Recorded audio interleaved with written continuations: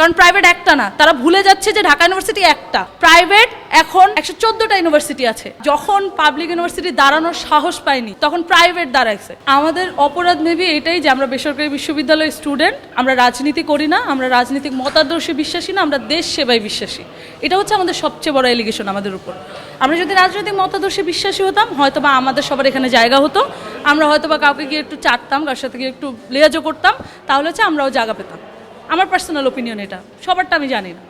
কেন এটা বললাম? কারণ হচ্ছে ধরেন এতগুলো উপদেষ্টা হলো, আজকে শুধু ফারুকের কথা সরকারি বিশ্ববিদ্যালয় জানতে পারেনি, এই জন্য সরকারি বিশ্ববিদ্যালয় ক্ষুব্ধ। আর এতগুলো যে উপদেষ্টা হলো প্রাইভেট ইউনিভার্সিটি জানে না, প্রাইভেট ইউনিভার্সিটি কোনো লিস্ট দেখেনি। প্রাইভেট ইউনিভার্সিটি শুধু জেনেছে যখন হয়েছে, like a normal general people, তখন প্রাইভেট ইউনিভার্সিটি আওয়াজ তুলে নেই জানি বিপ্লব নষ্ট না হয়, ওপেন রেখে আমাদেরকে জানিয়ে করুক। একটা যখন পাবলিক ইউনিভার্সিটি দাঁড়ানোর সাহস পায়নি, পাবলিক ইউনিভার্সিটি শেষ, পাবলিক ইউনিভার্সিটি বন্ধ, তখন প্রাইভেট দাঁড়াইছে। তারা শুধু জায়গায় জায়গায় যেয়ে বললেই হবে না, আমাদেরকে স্বীকৃতি দিতে হবে। আমাদের কয়জনকে মানুষ চিনে? আমরা কি আন্দোলন করিনি? হ্যাঁ, আমাদের নিউজ হয়তো বা অন্যান্য চ্যানেলে আছে, সেই বেসিসে চিনে, কিন্তু বৈষম্য বিরোধীর ব্যানারে আমাদেরকে কয়দিন দাঁড়াইতে দেওয়া হয়েছে।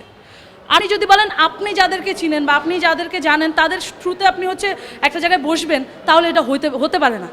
আপনাকে সবাইকে নিয়ে বসতে হবে। দরকার হলে আপনার ইন্ডিভিজুয়াল সব জায়গা থেকে, এখন আপনার হাতে সরকার, এটা কোনো বিষয়ই না কালেক্ট করা যে কে কোথায় কিভাবে আন্দোলন করেছে। তারা যেই ভুলই স্টেপ নিবে তাতে কোনো লাভ নেই, কারণ আমরা যদি একটা ফেসিবাদ সরকারকে 16 বছর পরে ফালিয়ে দিতে পারি, আমরা এখান থেকে একজন দুইজন মানুষ যারা হচ্ছে এই ধরনের অ্যাক্টিভিটিস করছে তাদেরকে সরানো কোনো বিষয় না। আন্দোলনের সময় বা আন্দোলনের পরবর্তী 1 মাস যেভাবে পাবলিক শহর ঢাকা ইউনিভার্সিটি ওপেনলি বলেছে যে প্রাইভেটের ভূমিকা অদম্য, প্রাইভেট না থাকলে আমরা এক্সিস্ট করতাম না, সেই যে ওয়ার্ডিং, সেই ওয়ার্ডিংগুলো এখন আর এক্সিস্ট করে না। কারণ প্রাইভেট একটা না, তারা ভুলে যাচ্ছে যে ঢাকা ইউনিভার্সিটি একটা।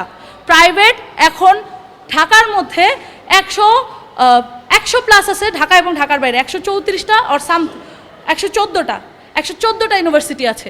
আমরা কোনো সরকারের পার্ট হতে চাচ্ছি না, আমরা চাচ্ছি যে আমরা সিদ্ধান্ততে সমান ভূমিকা পালন করি।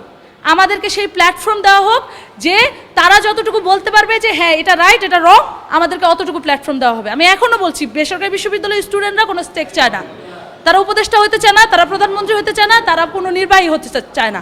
তারা চায় প্রপার একটা সলিউশন, যেখানে আমরা যে অরাজনৈতিক চিন্তাভাবনায় বিলিভ করি সেখান থেকে আমাদের একটা কমিটি বিল্ড আপ হবে যারা কোশ্চেন অ্যারাইজ করতে পারবে সরকারকে এবং সরকার দলীয় যে কোনো অ্যাক্টিভিটিসকে। যে আসিফ মাহতাব স্যার, উনি কিন্তু প্রাইভেটের, উনি কিন্তু অদম্য ভূমিকা পালন করেছে, ওনাকে আপনি কি স্বীকৃতি দিয়েছেন?